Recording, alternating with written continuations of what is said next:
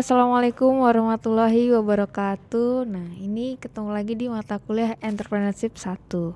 Nah, di sini kita sudah masuk ke pertemuan 11. Nah, di sini sudah ada dua bahasan terakhir terkait dengan bisnis model kanvas.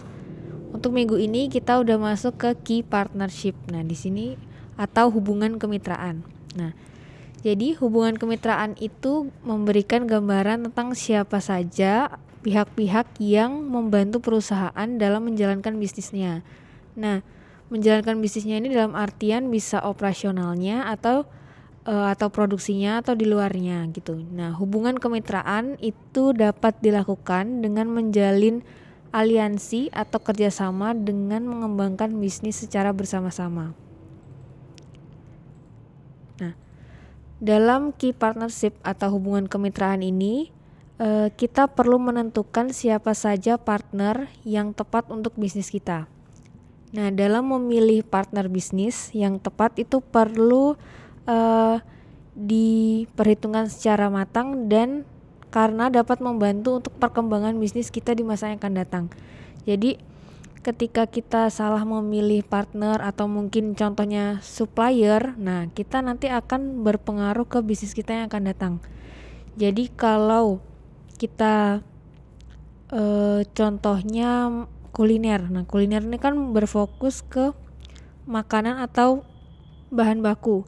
Nah, kalau bahan baku dari suppliernya ini tidak terjamin atau mungkin suppliernya ini tidak mengirimkan barang dengan tepat waktu, ini kan akan mengganggu produksi kita atau operasional kita. Nah, di sini makanya pemilihan partner atau hubungan kemitraan ini sangat penting karena kaitannya dengan operasional bisnis kita.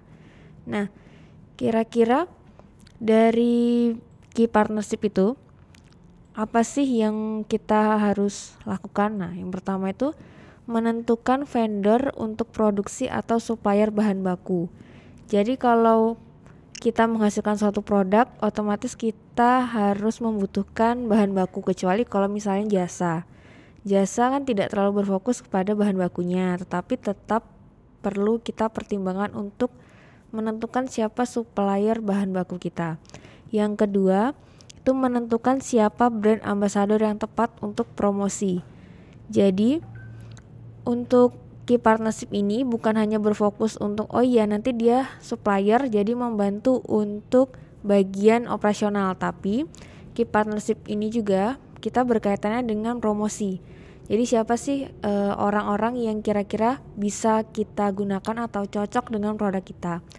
Contohnya kayak perusahaan aplikasi Ruang Guru. Nah, Ruang Guru ini kan dia bekerja sama dengan Iqbal. Nah, di sini kenapa sih dia bisa menentukan Iqbal sebagai brand ambasadornya? Mungkin kalau waktu dulu kan awal-awalnya karena ada sedang hits film Dilan. Nah, itu digunakan untuk sebagai media promosi. Jadi kita tidak hanya menentukan partner itu karena bahan baku atau karena operasionalnya, tapi bisa digunakan untuk kepentingan promosi.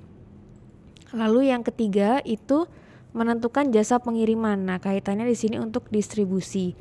Biasanya lebih ke perusahaan yang basisnya itu manufaktur atau menghasilkan suatu produk gitu. Nah, lalu manfaat kalau kita menggunakan atau bekerja sama dengan orang lain atau hubungan kemitraan itu apa saja sih? Yang pertama, itu ada optimasi dan skala ekonomi.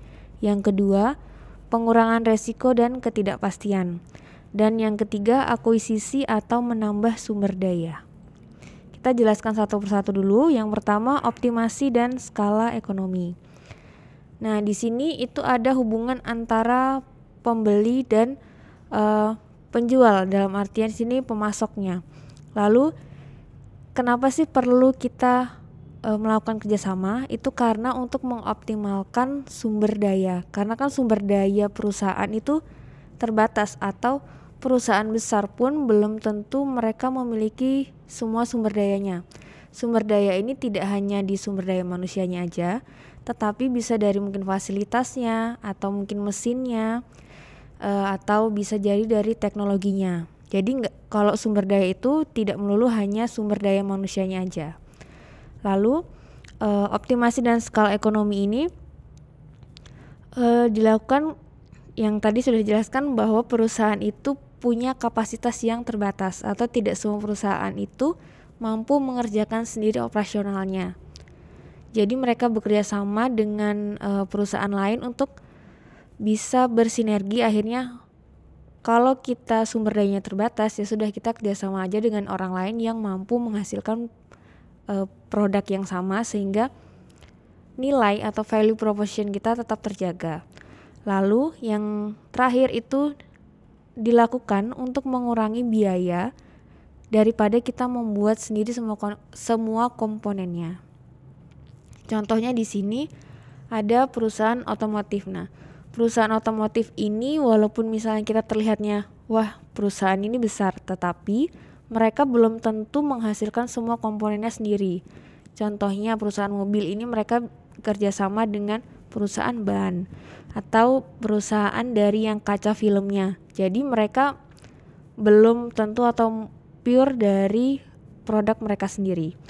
Lalu ada juga perusahaan yang kalau misalnya di institusi atau di perusahaan besar itu ada kerjasama dengan outsource untuk bagian cleaning service atau OB-nya. Jadi kalau perusahaan kita tidak ingin menambahkan sumber daya di bagian OB-nya, kita bisa kerjasama atau outsource untuk perusahaan yang memiliki kapasitas di bagian cleaning service itu. Nah, untuk manfaat yang kedua dari key partnership adalah pengurangan resiko dan ketidakpastian. Nah, maksudnya apa? Jadi, perusahaan atau bisnis yang beroperasi di lingkungan yang kompetitif atau yang sangat erat pesaingnya, itu mereka akan mencari mitra guna menghindari resiko atau lingkungan yang tidak pasti.